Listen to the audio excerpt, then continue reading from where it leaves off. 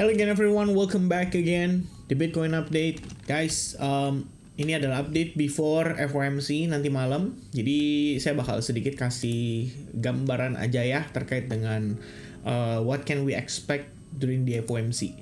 Jadi gini guys, ini sebenarnya detail breakdown saya udah jelasin tadi malam, tapi buat teman-teman di SAG, dan saya putuskan untuk coba create video ini supaya teman-teman punya gambaran kira-kira apa sih yang sebenarnya kita bisa expect gitu ya, dan what kind of scenario yang kita bisa dapatkan dari pergerakan market post FOMC, dan apa yang membuat pergerakan itu bisa jadi valid. Oke, ini lumayan susah ya kalau misalkan, tapi gini guys ya, saya mau ngomong dulu nih soal si kawan ini nih, Yogi 6698 ya. I think I appreciate ya. I mean dia kasih dia kasih statement bahwa ya dia bilang katanya no hate ya, no hate dia bilang ya. Tapi saya nggak pernah ngomong I told you gitu loh. Dari previous video juga saya nggak pernah ngomong kayak gitu, kayak lo kan saya bilang juga apa gitu kan, sesuai kan dengan yang saya harapkan. Enggak ya teman-teman sekalian. Tapi gini, buat Yogi 6698 atau siapapun teman-teman viewers yang nonton di video update ini, guys, kemarin tuh saya udah jelas banget loh bilang di menitan 16-an ini saya udah ngomong kalau selama ya, so I will look an opportunity for long position. Tuh udah jelas ya. Nah, kalau buat saya pribadi, lihat dari sini lagi, selama order block ini belum di break, saya akan mempertahankan bias saya tetap dalam keadaan bullish. Tuh kan enak ya, udah enak jelas tuh. Saya udah bilang selama order blocknya di time frame 2 jam mempertahankan strukturnya, maka I will look for long opportunity. Itu ya ada beberapa setup gitu loh ya, previously I'm looking for the setup gitu, dan salah satunya kebetulan yang mungkin kalian lihat sekilas AIXBT ya. Ini nggak sejalan dengan ekspektasi, but we also have the one yang sesuai dengan ekspektasi atau sejalan dengan ekspektasi. Jadi 1-2 bener itu udah bagus banget, bisa banget istilahnya nutup transaksi yang mungkin nggak sejalan gitu. Saya kemarin ada ongoing long position di LTC guys, kena sweep doang tuh. Ya bener-bener kena sweep doang, and then dia perform dengan bagus sekali. Tapi ya udah keburu kena sweep, ya mau gimana gitu kan. Ya that's part of trading gitu. Gak semuanya bisa sejalan dengan apa yang kita mau, dan kalaupun ada ya sebisa mungkin kita maximize gainnya kan. Jadi jangan sampai teman-teman profitnya tuh sedikit, tapi kalau misalkan lagi lossnya tuh banyak banget sampai numpuk gitu. Nah ini salah satu yang kita manfaatkan ya. Pas banget ini lagi live-nya, maksudnya kita bahas tadi malam during live streaming di Discord ya. It was fun guys by the way. So anyway, ya berbicara soal kondisi yang akan saya paparkan, sekali lagi saya kasih penekanan, bukan berarti kita ngomongin 2 skenario, terus kalau salah satu bener saya bakal bilang sama kalian, ini ya bener ya. Nah itu adalah stigma yang sangat salah ya. Mungkin ada orang yang kayak gitu, saya nggak tahu. Tapi kalau buat saya pribadi, sepertinya saya sudah tekankan, market itu memang penuh dengan probabilitas. Kita nggak bisa tahu pasti akan begini ya. Bahkan ada yang memberikan janji katanya bisa call the top, kemudian antisipasi keluar sebelum bear market, bla bla bla. Itu aja nggak berhasil ya. Padahal konon katanya adalah salah satu apa ya kalau kita bilang ya, salah satu entitas terbaik lah di dunia ya, dan di Indonesia I think. So anyway guys, looking at the market currently akan bergantung sama FOMC nanti malam juga. Memang kalau kita lihat Bitcoin finally have a nice move ya. Ini setelah tadi malam nih. Kalau kita lihat nih tadi malam ini pergerakannya sangat menarik. Saya lihat ada V formation ya di 5 minute chart tuh. Tapi V formation ini terbentuk after adanya liquidity sweep dari low point sebelumnya. Jadi ini adalah satu kondisi yang bagus sekali, dan salah satu faktor pendorong saya decide juga I'm gonna take the long position gitu ya untuk si Bitcoin sendiri. Kemudian di luar daripada itu, memang kita aware bahwa ini adalah area kunci ya. Jadi kalau misalkan di sini dia tidak break, berarti kita tinggal nunggu berbagai kondisi yang sekiranya mendukung. Salah satunya kayak bullish engulfing misalnya di sana. Tapi terjadinya harus ya, dalam tanda kutip nih, ada syaratnya, terjadinya harus dalam keadaan market yang high volume. Dan high volume di sini artinya adalah pada saat market New York ketika dia open, that's the clue kalau misalkan movement ini valid, dan validnya itu bukan valid buat false break atau gimana ya, tapi valid untuk ngasih tahu ke kita bahwa ini dia ya, ini dia yang saya cari gitu, konfirmasinya ini nih ya, kira-kira begitu. Nah, sekiranya pergerakan tersebut memberikan reaksi yang cukup baik sekali, tapi itu artinya kalau kita lihat lagi keseluruhan guys, tetap ada validasi bahwa kita bisa saja bergerak di dalam sebuah channel kenaikan terbatas. Dia ketahan lagi di mana? Ketahan lagi di sini guys ya, the same resistance level dari previous movementnya. Jadi kita belum lihat tuh dia valid tuh untuk breakout dari sana. Kalau misalkan belum, berarti kamu ya, ini kalau saya ya, maaf ya guys, ini kalau saya akan pakai area yang sama. Tapi bukan buat saya masuk lagi. Kenapa? Karena ketika saya masuk dari sini dan saya dapat reaksi yang bagus, tapi kenapa pertanyaan saya, dia kok nggak bisa create higher high? Kan gitu. Ya, ini belum tahu apakah dia pasti akan turun gitu kan, atau dia tidak mampu break dari previous high. Tapi kalau misalkan dia mampu, baru saya tahu bahwa oke, whoever buy from this range ini punya kekuatan yang cukup baik sekali. Momentumnya oke, volumenya bagus, powernya strong, dan obviously ngalahin sellersnya gitu ya. Jadi kalau misalnya ada orang short selling atau selling Bitcoin di situ, dia yang nampung selama beberapa waktu, habis itu sama dia dibom dan bikin harganya ngepump. Kira-kira begitu, ya kan? Apakah dia doang? Ya enggak, ya. Jawabannya adalah dia ini termasuk dalam big boys circle gitu ya. Kita bilang para whales ini gitu. Jadi when the sellers ya running out of stock, ya kan? Ketika kamu datang ke store atau sebuah toko dan dia bukan diskon ya, tapi barangnya sudah habis, tapi kamu masih mau beli gitu kan. Apa yang terjadi? Ya udah, kalau misalkan barangnya ada walaupun sedikit, saya akan jual lebih mahal karena yang ngantri banyak tuh. Ya, kayak prinsip yang saya pernah jelasin ke teman-teman, Labubu. Ya, Labubu Q-Line. Ini kalau kalian lihat ya di beberapa Popmart luar negeri, Labubu tuh ngantrinya masih kayak begini guys, ya tuh. Ngantrinya masih sampai duduk-duduk di depan gitu. Nah, kalau kalian lihat Labubu yang ngantri kayak begini, perlu kasih diskon nggak? Perlu kasih kode promo nggak? Ya nggak perlu lah, ya kan? Karena peminatnya masih banyak. Malah dia bisa jual dengan lebih mahal. Prinsipnya kayak begitu kira-kira.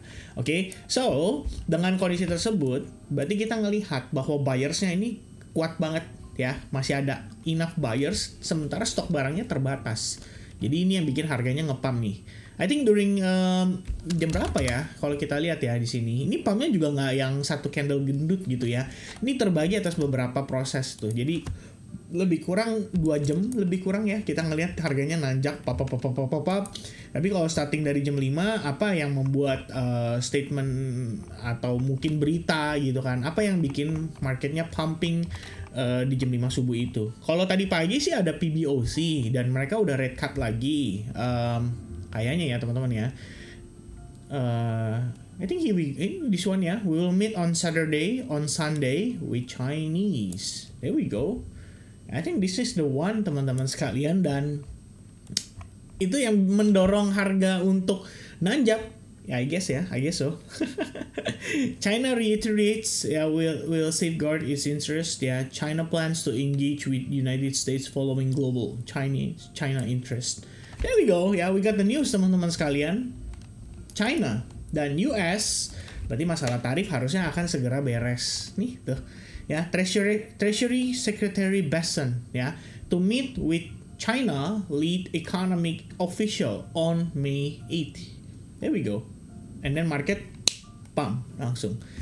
Ini saya udah bilang ya beberapa kali sama teman-teman juga, soal tarif itu kelihatannya hanya jadi alat negosiasi, dan tampaknya salah satu lawan negosiasi yang paling alot ya kan, sama-sama mempertahankan crown nih, yaitu China. I think finally udah mulai kelihatan ada titik terang ya. Mereka kelihatannya udah bisa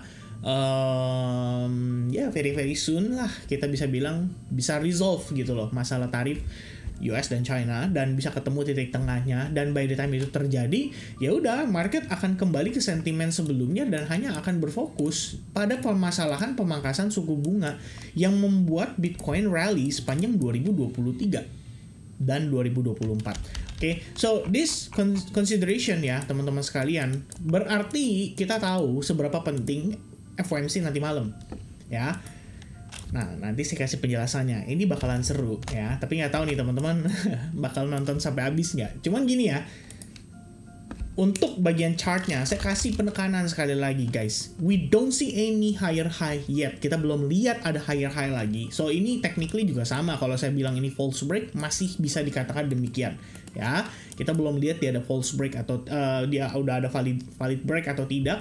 Cuman internal structure 15 minute kamu bisa lihat ini adalah previous supply dan supply-nya di break. It means dari sisi pergerakan time frame yang lebih kecil kayak 15 minutes ini udah definitely bullish ya. Dan ini kan satu candle movement ya. Jadi kita lihat dia strong dari bawah sini naik ke atas gitu kan. More or less boom boom boom naik ke atas gitu. So dia bisa aja pullback ya, ngisi retracement ya kan untuk cari potential higher low before dia nanti nanjak lagi. But I think it will be depending on NFP nanti malam. NFP lagi ya, FOMC nanti malam ya. Nah itu penjelasan dari saya teman-teman sekalian. Jadi pokoknya cukup sederhana nih ya. Saya tekankan sekali lagi di channel YouTube Kevin Saili, kita memiliki pedoman market structure itu yang utama. Market structure itu king ya. Artinya as long market structure berkata bullish, kita juga boleh maintain our bias dalam keadaan bullish. At least it works buat saya teman-teman. Tapi kalau misalnya buat teman-teman, kamu lebih suka tipikalnya yang nebak atasnya, nebak bawahnya, call the top, call the bottom. Well, I think this is not the right channel. Ya, kita bisa kasih indikasinya, tapi bukan berarti kita mengklaim bahwa call tersebut adalah call yang paling perfect, yang teman-teman harus banget ngikutin saya gitu ya. Enggak, ya teman-teman. Semoga cukup jelas sampai di tahap ini. Nah, sekarang kita ngomongin satu topik yang cukup menarik, yaitu Federal Reserve. Federal Reserve saat ini itu sebenarnya seperti apa sih? Nah, ini kita pengen kasih lihat ke teman-teman sebuah statement dari Jerome Powell di pertemuan yang dia lakukan pada bulan April di Economic Outlook. So you can take a look here ya, kalian bisa klik dan kalian lihat nih, ini statementnya Jerome Powell, recent economic data, bla bla bla bla bla bla. Sambil kita buka statement terakhirnya The Federal Reserve ya untuk jadi acuan kita, dan sambil kita ngelihat lagi data terbaru dari kondisi United States of America ya. Nah guys, kalau kalian lihat di sini Powell itu udah kasih penekanan bahwa GDP itu akan didapatkan dalam beberapa pekan lagi ya. Itu waktu dia ngasih statement di Economic Outlook dari Economic Club of Chicago ya, Chicago, Illinois ya. Dia udah ngasih statement seperti itu. The data in hand ya so far suggests that growth has slowed in the first quarter from last year's solid pace. Ya. Di sini dia kasih penekanan bahwa dia mengetahui growth-nya perekonomian itu sudah melambat. Growth perekonomian melambat biasanya diiringi dengan CPI yang turun dan juga PCE yang turun. Ini sebuah tanda kalau growth ekonomi melambat. Dan komponen daripada GDP salah satunya adalah PCI. Adapun yang namanya government spending, investment, ya ini yang dilakukan oleh para investor, artinya untuk pembangunan usaha dan lain sebagainya, itu termasuk jadi salah satu tolak ukurnya. Dan ekspor, ya ini ekspor dikurangi import. Nah ini adalah salah satu indikator yang dipakai sama Federal Reserve, atau bukan Federal Reserve sih, tapi kita ngomongin buat keseluruhan mengukur kondisi GDP-nya, kira-kira seperti itu ya. Nah di sini dia sudah kasih penjelasan bahwa gara-gara tarif ya nih, in addition ya, reflecting attempts by business to get ahead of potential tariffs, mereka menggunakan bukan menggunakan aktivitas ya, tapi mereka import lebih agresif karena khawatir efek dari tarif bisa mempengaruhi harga. Jadi ini yang memberikan dorongan untuk GDP-nya turun lebih signifikan. Kalau salah satu komponennya adalah ekspor dikurang import, nah ini artinya kalau importnya lebih dominan, katakanlah importnya 5 ya, ekspornya misalnya indeksnya 2 deh gitu. Ya ini kan berarti apa? Totalnya adalah minus 3. Nah, ini berperan aktif dalam menurunkan value GDP. Nah, Vin, kenapa ngomongin GDP? Karena GDP yang kita dapatkan pada kuartal 1 untuk United States angkanya akhirnya menunjukkan adanya kontraksi. Ya, minus 0,3%. So this is not so good buat kondisi US karena kita ngelihat pertumbuhan ekonomi during the first quarter itu ternyata negatif. Dan kalau kalian lihat negatif itu terakhir kali didapatkan adalah pada kuartal 1 2022. Tepatnya pada saat the Fed naikin suku bunga untuk pertama kalinya setelah dia memberikan yang namanya program QE alias program setor uang ya. Bukan setor uang sih, tapi cetak uang teman-teman. Dan pada akhirnya ya menyebabkan market itu mengambil langkah yang lebih, ya mungkin lebih apa ya kalau kita bilang ya, mengambil langkah yang lebih awal gitu ya untuk menghindari perlambatan ekonomi akibat kenaikannya suku bunga sepanjang momen tersebut.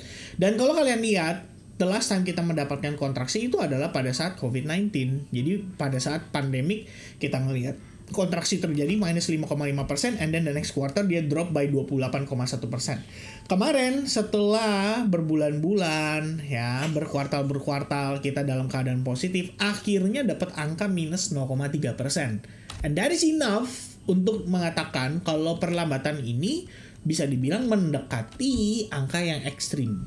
Bayangin kalau kuartal 2 gara-gara apa? Gara-gara Donald Trump itu kan nahan tarif nih selama 90 hari sejak tanggal 9 April. Ya, 9 April. Berarti kalau kamu tambah 90 hari, ya, ini kalau kamu tambah 90 hari, nanti jatuhnya katakanlah ya, setiap bulan sama deh ya. Berarti nanti jatuhnya tanggal 9 bulan Juli guys. Ya. Karena April, Mei, Juni.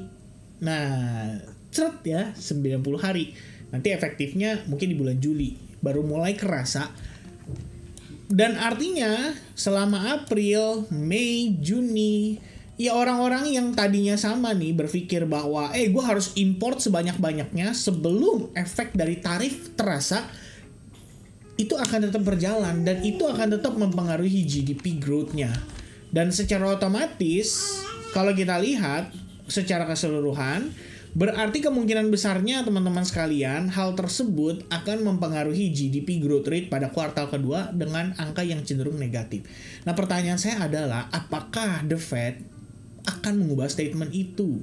Jadi kalau dia mengatakan economic activity has continued to expand at a solid pace, apakah ini akan diubah? Harusnya sih diubah supaya mereka bisa mengantisipasi resiko daripada para pelaku pasar, investor, dan para pengusaha atau pelaku ya atau market untuk menghindari pengambilan keputusan yang ekstrim dalam tanda kutip. Wah, gue nggak mau ekspansi nih, ya. Ketika tidak ada ekspansi, maka resikonya adalah unemployment rate tidak akan stabil dan labor market tidak akan solid. Itu sebenarnya kan yang harusnya diperhatikan sama mereka juga. So somehow mereka juga harus membenarkan ya, tapi harus memperhatikan forecastnya mereka gitu kan. Nggak bisa yang namanya ya udah pokoknya patokan kita data. Ya orang datanya udah nunjukin ini ada kontraksi kok. Maka lu harusnya kan make a move gitu. Nah, sekarang teman-teman perhatikan, ini adalah concernnya para pelaku pasar, ya. Dan yang namanya angka pengangguran itu sifatnya lagging guys. Non-farm payrolls itu sifatnya lagging, ya. Mana yang lebih dulu? Pengusaha buka usaha menghasilkan lapangan kerja, atau ya tenaga kerjanya dulu yang kemudian ditambahkan ya kan? Logikanya kan adalah tersedia lapangan kerja dulu, baru kemudian kita bisa mengatakan pertambahan tenaga kerjanya itu meningkat secara signifikan. Oke, but at the same time kalau kita ngomongin labor, itu ada juga satu lagi yang teman-teman harus tahu, yaitu namanya labor force. Ya, labor force growth. Ini adalah usia-usia yang dianggap usia memasuki usia produktif. Jadi kalau misalkan teman-teman kalau di Indonesia katakanlah usia produktifnya 20 tahun deh gitu. Ya udah, begitu kita menginjakkan kaki 20 tahun kita tuh terdaftar di statistik United States ya. Kalau kita di negara US itu sebagai orang yang memasuki usia produktif. Maka secara tidak langsung hal tersebut juga akan mempengaruhi unemployment rate. Bukan berarti saya dipecat baru kemudian saya jadi pengangguran gitu kan bahasanya gitu loh.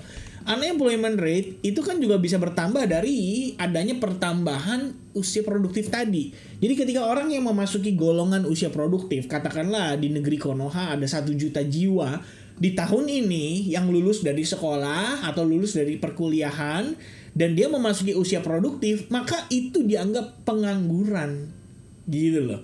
Ya kan? Dan itu kan ada waktunya, perlu berapa lama gitu. Nah sekarang bayangkan itu terjadi berbarengan dengan lapangan kerja yang tidak terbentuk atau tercipta karena sesederhana The Fed batu ngotot gitu loh, bahwa dia tidak mau menurunkan suku bunga padahal inflasi mendekati targetnya diiringi dengan ekonomi yang sudah terkontraksi. Oke, nah kalau The Fed ngambil langkah itu, artinya seperti yang saya jelaskan kemarin, Anda tahu probabilitas resiko untuk market malah mengalami koreksi, like S&P 500 for example. Setahu saya semalam atau kemarin S&P 500 terkoreksi, daily-nya closing dalam keadaan negatif. Kemudian Dow Jones US 30 ini buat industrial ya, sama ya, closing dalam keadaan negatif. Ini on the daily perspective. Dan kalau saya mau bikin kalian lebih aware, ini kamu tambahin Fibonacci, Anda bisa lihat kita itu testing ke Fibonacci 0,79%, and then we got rejected dari situ. Ya, anyway guys, ini kebetulan banget sama azan, harusnya asar ya, sekitar siang jam 11.50-an.